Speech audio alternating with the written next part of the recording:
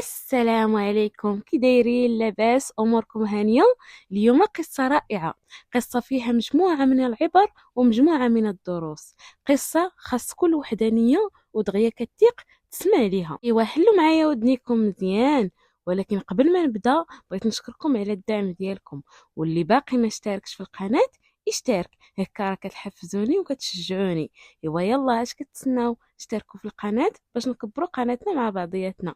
ودابا نبداو على بركة الله. بلسان صاحبة القصة اللي كتقول: أنا سميتي مريم، عمري 35 عام، أنا مطلقة، عندي جوج بنيات، الكبيرة كتقرا في الخامس والصغيرة كتقرا في التحضيري، عايشة مع ماما. كنخدم في واحد المحل ديال واحد السيد، أنا اللي كنقابلو ليه، وهو داير ليا شهرية. الصراحة ما بيهاش، ولكن ماشي شي حاجة. ما دازش بزاف ديال الوقت باش طلقت، تقريبا عام. انا وراجلي ما كناش مفاهمين نهائيا، هو كان مشكاك وانا ما تحملتش داك الشك ديالو. في الاول كنت كنظنو غيره، دا وليت كنكتشف بلي السيد مريض بالشك، لدرجه كيتخيل اشياء كاع ما كاينين.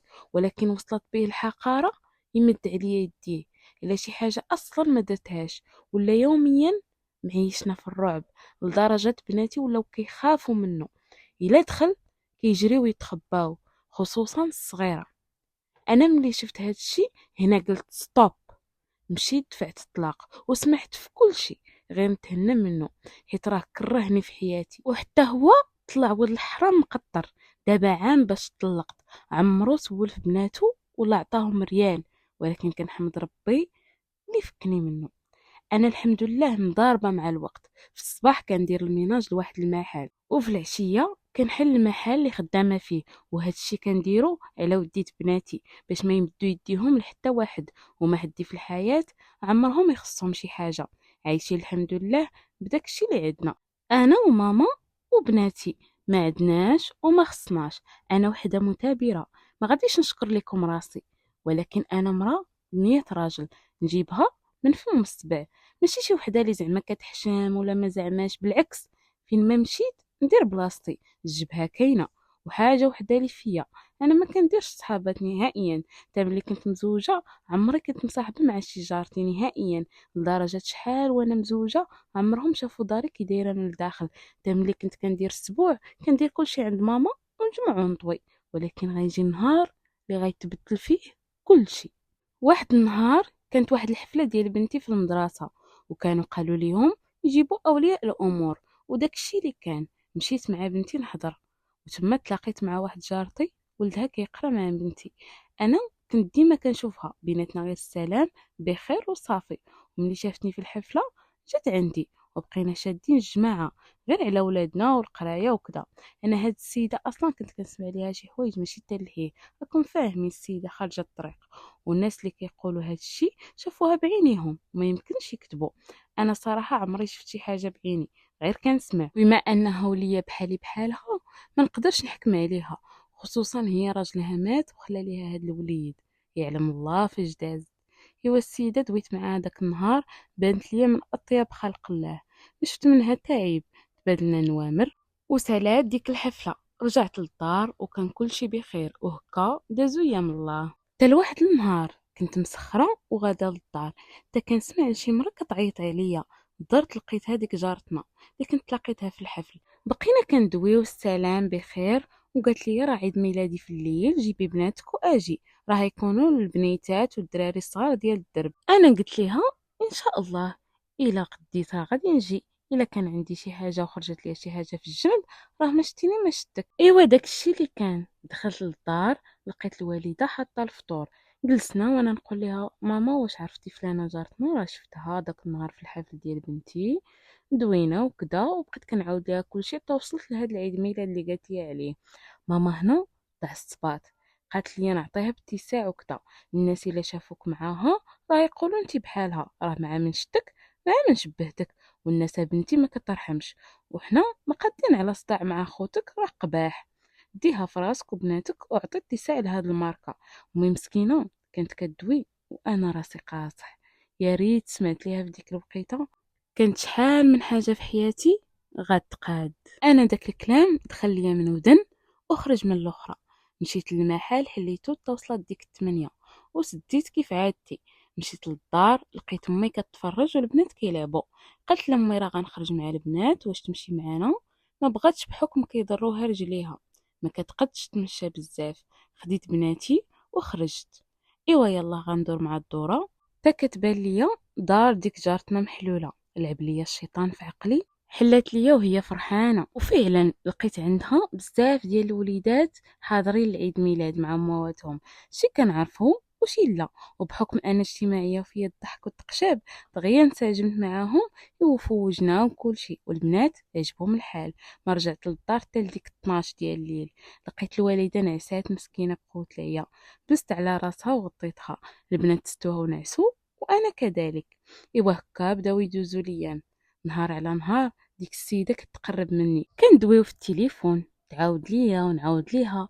بعض المرات كاع كتجي عندي المحل وندويو بالسوايع، والسيده بدات كترتاح ليا وبدات كتعاود لي على داكشي اللي كدير، وبلي فعلا كما كيعاودوا عليها الناس. لكن وصلتها ليا بواحد الطريقه باش نتعاطف معاها، باللي بقات بوحدها وتا واحد ما عتقها. داكشي علاش مشات في داك الطريق. لوزها دا ليها الورد، والولد كان خاصها تكلف به بوحدها. حاولت زعما نصحها ونفهمها بلي انا واخا زعما ديال راسي، ولكن انا معتمده على راسي وعمري قصد الطريق الحرام، كنجيبها بدراعي وبالحلال. انا ملي عاودت ليا هادشي بحال الا ما بقاتش كتعجبني الهضره معاها، وهضرت ماما كترجع ليا لودني.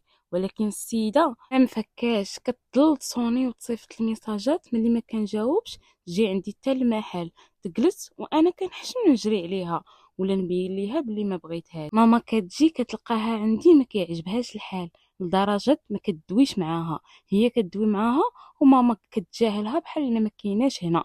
انا كنحشم في بلاصتها، ولكن هي ما مسوقاش وما بغاتش تفهم راسها. ايوا جا رمضان وانا بحكم ما كنحملش نخدم في رمضان، وشرطتها مع داك مول المحل يشوف شي وحده كروم بلاصيني تيفوت رمضان ونرجع. داكشي اللي كان. جلست في الدار وملي نفطر كنخرج بناتي لواحد الجرده تما ونجلس، وتا هي غا شافتني ولا تخرج ليها. ايوا بقينا كنتقربوا تاني. قلت على الله تبدل في هذا رمضان وتوب، وتا انا نبقى نصحها ما تعرف السيده ندي فيها الاجر. وداكشي اللي كان. ما بقيتش كنمشي لديك الجرده، وليت فين ما فطرت نخلي بناتي في الدار ونمشي عندها، نبقاو مجمعين حتى يقرب السحور. السيده كلاتني بالهضره، ولات عزيزه عليا، ولينا انا وياها صحابات، ولينا نخرجوا مع بعضياتنا، نتسخروا مع بعضياتنا، نديو الدراري مع بعضياتنا للمدرسه. المهم تعاشرنا ديال بصح. داز رمضان ورجعت لخدمتي. من بعد ما ارتاحيت داك الشهر جات عندي واحد العشيه قالت لي ما تحليش نهار الحد، يلا تمشي معايا نقضي واحد الغرض. حتى انا في البلاصه قلت لها هي اللي كاينه، نهار الحد ان شاء الله نمشيو. وداك الشيء اللي كان. نهار الحد ما حليتش، خليت البنات مع ماما ومشيت معها.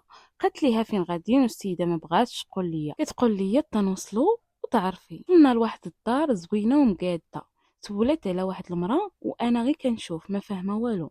قالوا لي تسناي في الصالون. وداك الشيء اللي كان. تا شويه تما جايه واحد السيده كبيره في العمر، ولكن وجهها الا شتي فيه ما ترتاحش. سلمات عليها حيت باينه كتعرفها، وسلمات عليا حتى انا. ولحد الان انا راه ما عارفاش شكون هاد المراه واش كنديرو هنا. بقاو كيدويو شويه. قالت ليها نعمرو اتاي. قالت ليها صاحبتي لا صغير سربي راه باقا تبعنا الطريق. قالت ليها تبعوني. ايوا مشات ودخلاتنا لواحد البيت خاوي فيه غير واحد الزربيه في الوسط، وواحد المنطقه جلست عليها هي، وحنا جلسنا مقابلين ليها. انا هنا بدا كيوضح لي الامر. شفت في صاحبتي قلت ليها ابنت الحرام اش جايين نديرو هنا، واش حمقتي؟ انا غنمشي. يلا جيت باغا نمشي ولكن ما خلاتنيش. قلت لي قلتي ما تبينيش ليها بلي راه ما حملتيهاش. ايوا انا هنا خفت، تركنت بلاصتي وبقيت غير كنشوف بعينيا. ايوا قالت لي هذيك الشوافه يديك ما عرفت اش شفت فيها، سميت امك سميت كذا، وبدات كتخربق ليها تما. عطاتها شي بركه. انا خفت بقيت غير كنشوف بعينيا. شافت فيا ديك صاحبتي قالت لي عطيها يديك تانتي. انا ما بغيتش في الاول، ولكن قلت زعما نجرب. نديت ليها يدي. غير شافت في ديك صاحبتي قالت ليها خرجي عافاك تسنينا برا. وداكشي اللي كان. شدات يدي سولتني سميت امي وهكا. قالت لي بلي طريقه فيها الشوك بزاف، وعندي طابله ديال المخزن والحبس. انا تصدمت وقالت لي عطيتي ساعه لهاد السيده راه اتخرج عليك، وباقي جايينك حوايج زوينين. انا تصدمت وما تيقتش الصراحه. عطيتها شي بركه وخرجنا من تما. صاحبتي كتسولني ولكن انا فين هو عقلي غايب. ايوا ملي جيت تلقى معايا واحد السيد معرفه. هي مشات وبقيت انا كندوي معاه. قال لي فين كتعرفي هاد السيده وهذا. بقيت كنعاود ليه قلت لي زعما راه غير جارتنا وكذا ولدها كيقرا مع بنتي وتعارفنا. قال لي عطيها اتساع راه تخرج على السمعه ديالك حيت راه السمعه ديالها هي راه ما مزياناش. حاولت نوصليه بلي راه غير جارتنا وماشي صاحبتي. في ديك اللحظه ما نكذبش عليكم ما رضيتش خصوصا ملي قالها ليا هاد السيد. ما عجبنيش الحال وهنا ترونات عندي القضيه في عقلي. مشيت لدارنا وبقيت كنفكر. ايوا تلقات ليا ماما حتى هي. قالت لي فين مشيتي راه قالوا لي بلي شافوك مع فلانه. المهم بقينا كنتناقشوا انا وماما وتخاصمنا كاع. السيده راه قلت لكم بحال دايره ليا شي حاجه باش نبقى غير تابعاها. الناس ولاو كيشوفوني داخله خارجه معاها وانا ما مسوقاش. نخرج ندور معاها نجلس معاها نجمع معاها. بناتي هملتهم لواحد الدرجه ما تصورش لدرجه نقدر نقول لكم بلي بناتي ولا فيهم القمل. انا وامي غير نقير على وديت هاد السيده. وليت كنشوفها اش كدير وكنطمر. انا عمري درت شي حاجه حرام ولا كنت كنفكر. بالعكس انا الحاجه اللي كنت شاغله بالي هي نمشي لبرا. خصوصا هي كانت عندها اختها في الامارات راجلها اماراتي. كانت كتقول لي بلي راه غنشوف لك شي كونطرا برا. وانا كنت متيقاها. انا كنت ميته نمشي ملي كنت صغيره وكاع ملي طلقت زدت بغيت نمشي نهز راسي وبناتي وماما. هادشي اللي كنت كنحلم بيه ونخطط ليه. ولكن ما غنمشيو غير فين ما مشانا الله. واحد الليله كنت جالسه ما بيا ما عليا. كنت جالسه كنتعشى في امان الله انا وماما وبناتي بجوج كيتفرجوا في الرسوم. شويه كنسمع الرام ديال لي زوديو كيوصلوني والميساجات ترن ترن ترن وما بغاش التليفون يسكت. انا تعجبت حليت التليفون كنلقى الميساجات من عند ديك خيتي. يلا بغيت نشعل الاوديو تا كتصوني عليا. جاوبتها وانا جالسه في الدار عادي حدا ماما. السيده كتبكي وكتقول لي عتقينا مريم عتقيني مشيت فيها عتقيني. انا تصدمت وتخلعت قلت ليها شنو كاين فهميني. قالت لي شوفي الميساجات. ماما شافت فيا قالت لي ياك لاباس مالها. انا بحكم ماما مريضه ما كنتش باغا نخلعها. قلت لها غير ما عرفتش يمكن ولدها مريض ولا شنو. غنخرج ندوي معاها على برا. خرجت حدا الباب وحليت الاوديو. تا كنتصدم من داكشي اللي كنسمع. كانت مصيفطه ليا اوديو كتبكي وكتقول بلي دخلت عندها شي واحد ومات ليها تما.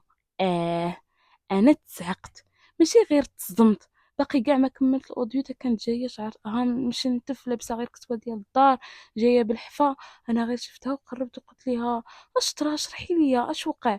هنا بدات كتعاود ليا بلي السيد جا عندها اليوم. المهم راكم فاهمين وبلي ما عرفت اش وقع ليه طاح ومبقاش كيتنفس. والسيده بحال الا جاها انهيار عصبي. كتدخل وتخرج في الهضره. قلت لها صوني على لومبيلونس ولا البوليس. السيده بحال حماقه بقات كتقول لي البوليس. البوليس لا لا البوليس لا. السيد راه مات يلا عاونيني نخرجوا من الدار. انا تصدمت من هاد الجمله اللي كنسمع.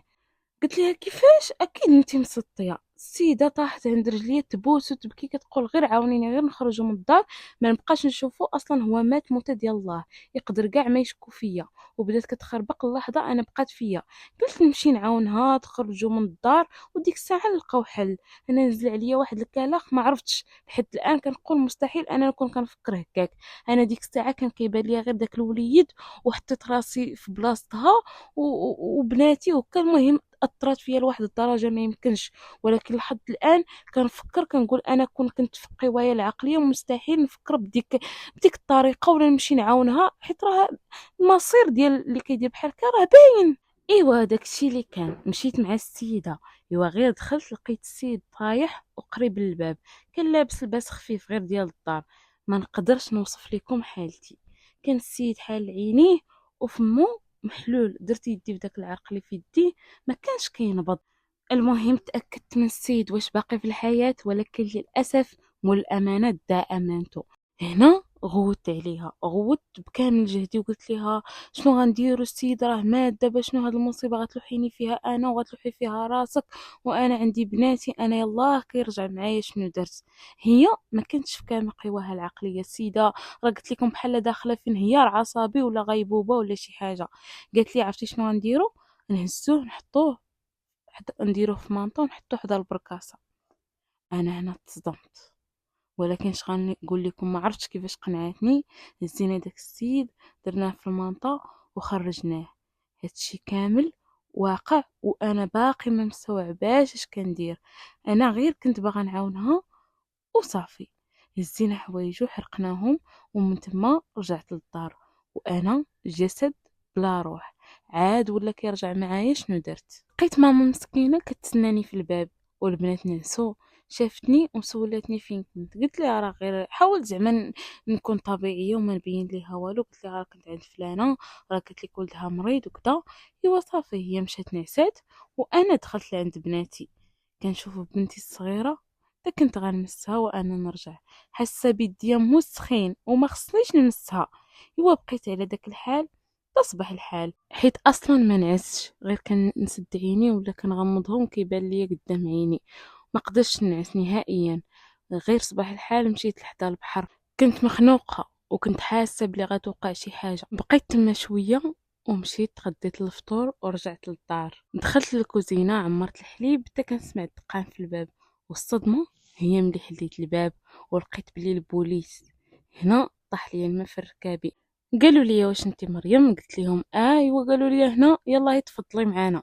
ماما مسكينه ما عرفت باش تبلات وما فهمت حتى حاجه، بقات غير كتغوت قلبها يخرج، الدرب كامل خرج كيتصنت وكيبرقق.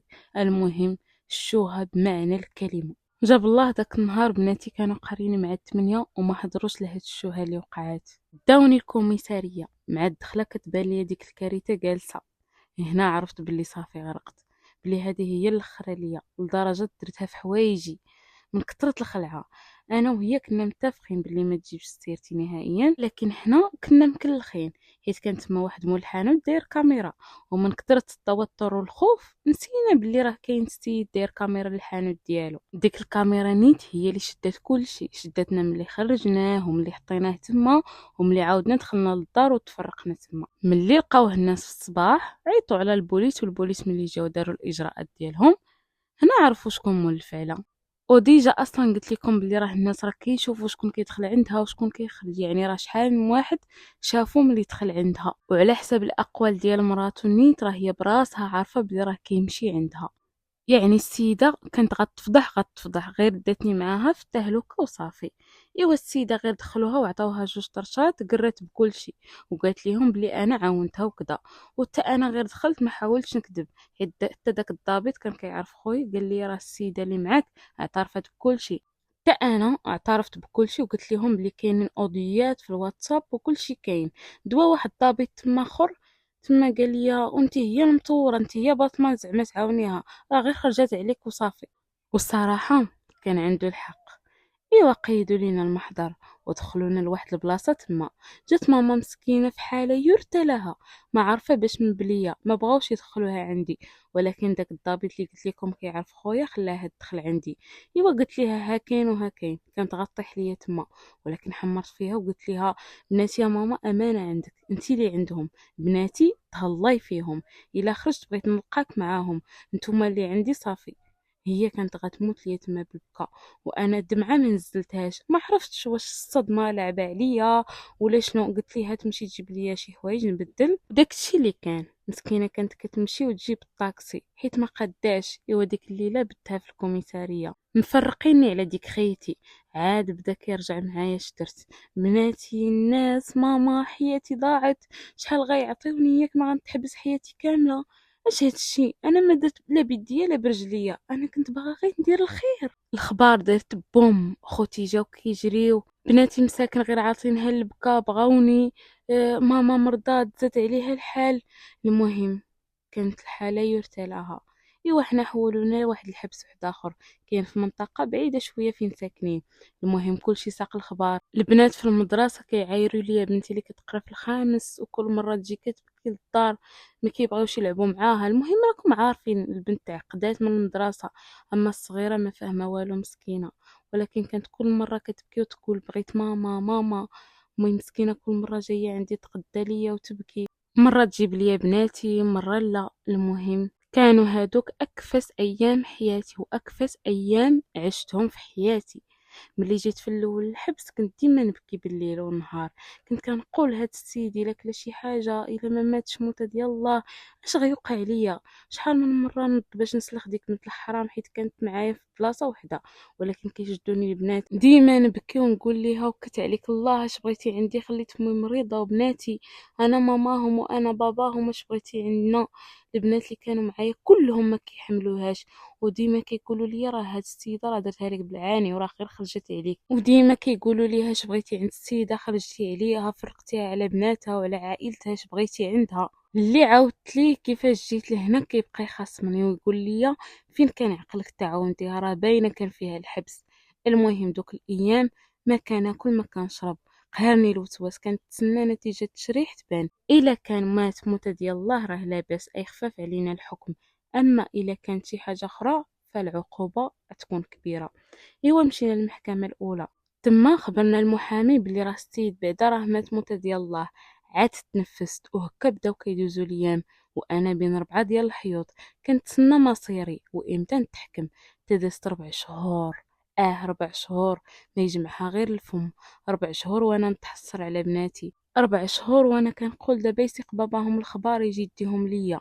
ايوا جات المحكمه الاخيره، هنا غنعرفوا شحال تحكم علينا. عقلت نهار قلت لكم بلي هاد السيده عندها اختها مزوجه اماراتي، ايوا هي اللي تكلفت لينا بالمحامي ودفعات فلوس صحيحه، لدرجه تحكموا علينا بنفس المده واللي هي 6 شهور، حيت السيد مات موته ديال الله. كل شيء تصدم، اللي سمع بشحال حكموا علينا كيتصدم. ماما مسكينه نهار سمعت الخبر طاحت، هي سمعت 6 شهور حسابها سمعت 6 سنين، لدرجه داوها للسبيطار. ملي كيقولوا ليها بالعكس راه خصك تفرحي، راه بقات ليها غير شهرين وتخرج، كتقول لهم انا راه كاع ما سمعت مزيان، حسابني 6 سنين. ايوا هكاك داز ديك شهرين بحال الجبل على كتفي. وصل النهار اللي غنخرج فيه انا وديك خيتي، جابت لينا اختها طاكسي وصلني حتى لباب دارنا.